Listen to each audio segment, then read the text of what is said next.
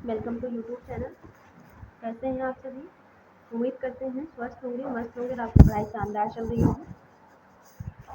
ये हमारी जो घटना चक्र ज्योग्राफी घटना चक्र पूर्वालोकन की सीरीज चल रही थी, उसमें ये नेक्स्ट क्लास है।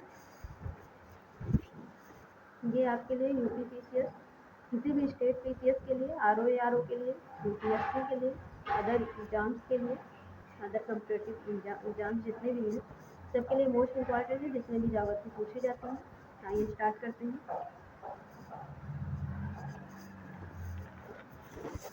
आवर्धन कारक आवर्धन कारक कौन कौन से हैं? इसमें भी आपने क्या देखा था? यहाँ तक हम लोगों ने देख लिया था।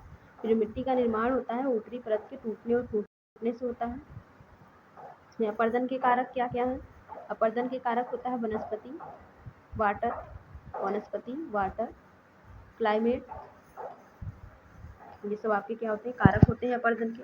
जो जलवायु होती है वो, वनस्पतियाँ वहाँ की, वाटर, ये सब हमारे क्या होते हैं? कारक होते हैं अपर्दन के। मिट्टी का अध्ययन क्या कहलाता है? क्वेश्चन मोस्ट इंपॉर्टेंट क्वेश्चन है। तो मिट्टी का अध्ययन क्या कहलाता है? पेडोलॉजी कहलाता है। मिट्टी में खनिज पाए जाते हैं। नेक्स्ट हम देखते हैं एक सेकेंड, चलिए। मिट्टी में खनिज पाए जाते हैं। उत्पत्ति के आधार पर मिट्टी के जो खनिज होते हैं कार्बनिक खनिज कहलाते हैं और अकार्बनिक। मिट्टी में दो प्रकार के खनिज पाए जाते हैं, कार्बनिक खनिज और अकार्बनिक खनिज। कार्बनिक खनिज में डेड लीव्स से पाए जाते हैं, मतलब डेड लीव्स की से जो बनते हैं वो कार्बनिक खनिज कहलाते हैं। Dead leaves and dead animals, इनमें एनिमल्सों की संख्या होती है, वो क्या होते हैं? अकार्बनिक खनिज होते हैं। टाइप्स ऑफ सॉइल, मिट्टी के प्रकार। कणों के आधार पर मिट्टी का कितने भागों में बांटा गया है? कणों के आधार पर मिट्टी को 3 भागों में बांटा गया है। On the basis of texture 3 प्रकार के होते हैं। कौन कौन से? Sand, silt and clay. Sand यानी बालू मिट्टी, सिल्ट और चिकनी मिट्टी। नेक्स्ट, ये अगर पूछा जाएगा कणों के आधार पर मिट्टी का वर्गीकरण, तब आप 3 प्रकार बताएंगे। कौन कौन से? Sand, silt and clay. Next, अगर भारतीय कृषि अनुसंधान रिसर्च के आधार से पूछा जाएगा, एक second, on the basis of ICAR यानी इंडियन काउंसिल, इसका फुल फॉर्म है Indian council of agriculture institute, अनुसंधान, भारतीय कृषि अनुसंधान रिसर्च के अनुसार अगर पूछा जाएगा तो ये कितने प्रकार की होती है? टोटल 8 प्रकार की होती है। कितने प्रकार की होती है? 8। कौन कौन सी? इसकी ट्रिक हम पीछे देख चुके हैं, आप लास्ट क्लास को भी देख लीजिएगा। कौन कौन सी है?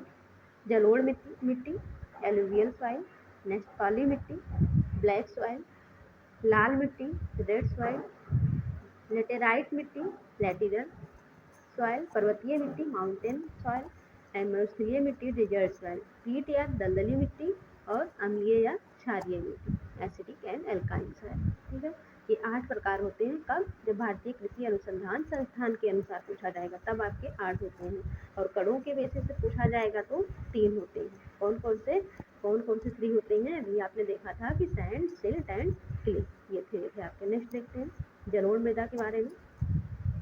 जलोढ़ मृदा क्या है? जलोढ़ मृदा से क्वेश्चन सबसे ज़्यादा आते हैं। जलोढ़ मृदा भारत में सबसे ज़्यादा 43% भाग को कवर करती है जलोढ़ मृदा। ये 2 प्रकार की होती है, पुरानी जलोढ़ मृदा और नई जलोढ़ मृदा। पुरानी जलोढ़ मृदा को बोलते हैं बागर मिट्टी। कौन सी मिट्टी? बागर मिट्टी। और नई जलोढ़ मृदा को बोलते हैं खादर मिट्टी। पुरानी और नई का क्या मतलब है? जैसे ये नदियाँ आ रही हैं तो अपने साथ कुछ ना कुछ लाती रहती हैं, और साथ वगैरह लाती रहती हैं, तो जो इसके इर्द गिर्द का क्षेत्र है यहाँ नया होगा, तो धीरे धीरे ये पीछे की ओर कटते चले जाएंगे, पीछे की ओर। तो जो ये पीछे के क्षेत्र हैं वो पुरानी हो गई, और जो ये नदियों के इर्द गिर्द के क्षेत्र हैं वो कैसी हो गई? नई हो गई। जो नई है उनको खादर मिट्टी बोला जाता है, और जो पुरानी है उनको बांगर मिट्टी बोला जाता है। नेक्स्ट देखते हैं, उत्तर भारत के मैदान में जलोढ़ मृदा पाई जाती है। उत्तर भारत का जो मैदान है वहाँ पर कौन सी मृदा पाई जाती है? जलोढ़ मृदा। उत्तर भारत में कौन कौन सा क्षेत्र आता है? पंजाब, राजस्थान, यूपी, बिहार, असम। क्षेत्रों के बारे में आप क्लास में देख लीजिएगा, लास्ट क्लास आपको बताया जा चुका है, शायद क्लास नंबर 1 में आपको बताया गया था। Punjab, Rajasthan, UP and UK, Bihar, Assam, ये सब क्षेत्र उत्तर भारत में आते हैं। नदियों के डेल्टाओं में जलोढ़ मृदा पाई जाती है। जो नदियाँ होती हैं उनके डेल्टाओं में कौन सी मृदा पाई जाती है? उनके मृदाओं में जलोढ़ मृदा पाई जाती है। डेल्टाओं में, नदियों के डेल्टा किस साइड बनता था? अरब सागर में या बंगाल की खाड़ी में? तो इधर आपका अरब सागर था, इधर आपका डेल्टा नहीं बन रहा था, बल्कि डेल्टा आपका कहाँ बन रहा था, बंगाल की खाड़ी में। बंगाल के खाड़ी का जो क्षेत्र था यहाँ क्या बन रहा था, डेल्टा बन रहा था। तो इन डेल्टाओं में कौन सी मृदा पाई जाती है, जलोढ़ मृदा, क्योंकि नदियों के द्वारा जो पानी लाया जाता है उनके साथ जो अवसाद लाई जाती है उन्हीं से जलोढ़ मृदा का निर्माण होता है। जलोढ़ और बांगर दोनों का निर्माण होता है। तो जो पुरानी होती है उनको जलोढ़ बोलते हैं, सॉरी खादर और बांगर। जलोढ़ मृदा नदियों से आने वाले पानी को भी बोला पानी के द्वारा लाए गए अवसादों से जो मृदा निर्मित होती है उसको जलोढ़ मृदा बोलते हैं। पुरानी वाली को बांगर बोलते हैं, नई वाली को खादर बोलते हैं। नेक्स्ट देखते हैं,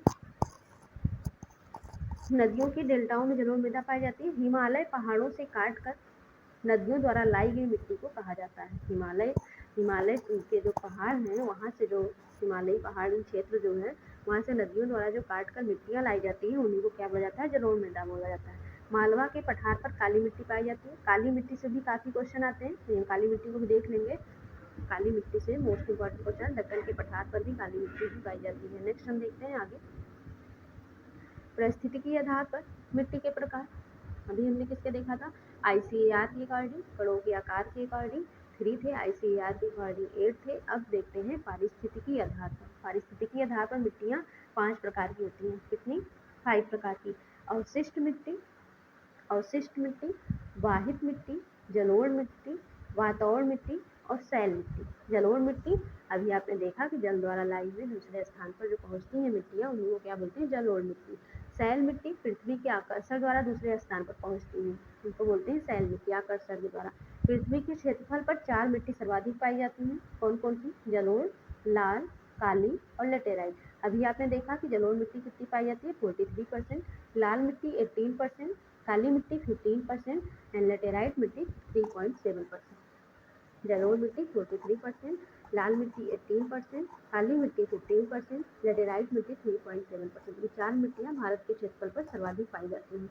नेक्स्ट हम देखते हैं का हेडक्वार्टर, ICAR का headquarter, Indian council agriculture research का हेडक्वार्टर आपका कहाँ स्थित है, न्यू दिल्ली में स्थित है। ये क्वेश्चन पूछा जाता है कि ICAR Indian council agriculture research का हेडक्वार्टर कहाँ स्थित है, तो न्यू दिल्ली में स्थित है, नई दिल्ली में। Indian council of soil science, अगर ये एग्रीकल्चर का पूछेगा तो न्यू दिल्ली में है, और सॉइल साइंस का पूछेगा तो कहाँ पर है, भोपाल मध्य प्रदेश में। Indian institute of soil science का कहाँ पर है, भोपाल मध्य प्रदेश में। अब हम देखते हैं भारतीय नदी तंत्र। क्वेश्चन आपके 3 कौन कौन से, गंगा नदी तंत्र, ब्रह्मपुत्र, इंडस। इनसे एक ना एक भी क्वेश्चन जरूर आता है, काफ़ी हर एग्जाम में आते हैं, बहुत ही हेल्पफुल हमारे लिए है। यदि आपको हमारी क्लास पसंद आ रही है, हमारे कंटेंट पसंद आ रहे हो तो प्लीज़ चैनल को लाइक, शेयर एंड सब्सक्राइब करें। आपके लाइक, शेयर और सब्सक्राइब से हमें मोटिवेशन मिलता है नेक्स्ट क्लास को और अच्छी तरीके से बनाने के लिए। हिमालय से निकलने वाली नदियाँ, भारतीय नदी तंत्र जो होता है, भारतीय अपवाह तंत्र, उसको 2 भागों में बांटा गया है। कौन कौन सा, हिमालय से निकलने वाली नदियाँ और प्रायद्वीपीय क्षेत्र की नदियाँ। हिमालय से निकलने वाली नदियाँ फर्स्ट हो गया, सेकेंड आपका कौन सा है, प्रायद्वीपीय भारत की नदियाँ। तो हिमालय से निकलने वाली नदियाँ, हिमालय से 3 नदी तंत्र निकलते हैं, गंगा नदी तंत्र, ब्रह्मपुत्र नदी तंत्र और इंडस नदी तंत्र। इंडस यानी सिंधु, इंडस मतलब सिंधु नदी तंत्र। गंगा नदी तंत्र, ब्रह्मपुत्र नदी तंत्र और सिंधु नदी तंत्र। प्रायद्वीपीय भारत की नदियाँ कौन कौन सी हैं, प्रायद्वीपीय भारत से जो नदियाँ निकलती हैं 2 तरफ गिरती हैं, एक अरब सागर में मिल जाती है और दूसरी बंगाल की खाड़ी में मिल जाती है। जो पश्चिम की ओर चलती है, जो पश्चिम की ओर, अब बंगाल की खाड़ी किधर है, इस तरह से है, एक सेकेंड, इस तरह से आपका बना हुआ है। इधर आपका अरब सागर है, कौन सा सागर है, अरब सागर है। इधर आपका क्या है, बंगाल की खाड़ी है, बंगाल की खाड़ी क्या है, बंगाल की खाड़ी है। पूर्व साइड बंगाल की खाड़ी है, पश्चिम साइड अरब सागर। तो जो नदियाँ पश्चिम की ओर चलती हैं, किस तरफ चलती हैं, पश्चिम की ओर चलती हैं, वो अरब सागर में गिरती हैं, और जो नदियाँ पूर्व की तरफ प्रवाहित होती हैं वो कहाँ गिरती हैं, बंगाल की खाड़ी। तो इसलिए प्रायद्वीपीय भारत की जो नदियाँ हैं उनको 2 पार्टों में बांट करके हम पढ़ेंगे, अरब सागर में गिरने वाली नदियाँ और बंगाल की खाड़ी में गिरने वाली नदियाँ। आगे देखते हैं गंगा नदी के ग्लेशियर, इसको भी हम लास्ट क्लास में देख चुके हैं, एक बार फिर से देख लेते हैं। सतोपद ग्लेशियर अर्थात बद्रीनाथ ग्लेशियर से निकलती है अलकनंदा नदी। ये भी यहाँ जानना जरूरी है क्योंकि गंगा नदी तंत्र पढ़ेंगे, वहाँ इसका यूज है। गंगा नदी की जो सारी नदियाँ उनके बारे में पढ़ेंगे। तो इधर आप केदारनाथ ग्लेशियर से निकलती है मंदाकिनी नदी, कौन सी नदी, मंदाकिनी नदी निकलती है।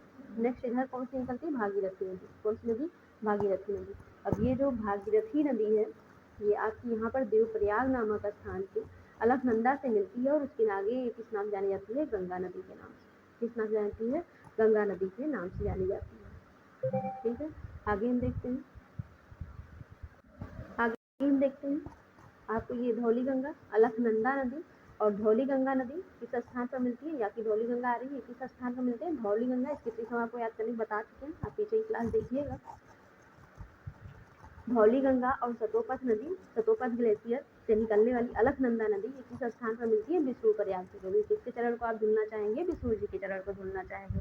नेक्स्ट है नंदाकिनी नदी और अलकनंदा नदी कहाँ पर मिलती है, तो नंदाकिनी नदी और अलकनंदा, नंदाकिनी का नंद ले लीजिए तो नंद प्रयाग नामक स्थान पर मिलती है। नेक्स्ट है आपका पिंडारी नदी और अलकनंदा नदी किस स्थान में मिलती है, तो पिंडारी कहाँ पहनी जाती है, कान में। कान को क्या बोलते हैं, कड़। तो ये किस स्थान में मिलते हैं, कड़ प्रयाग नामक स्थान पर। नेक्स्ट है मंदाकिनी नदी और अलकनंदा नदी कहाँ मिलती है, मंदाकिनी कहाँ पाया जाता है, आकाश में। आकाश में कौन सा तारा है, ध्रुव तारा।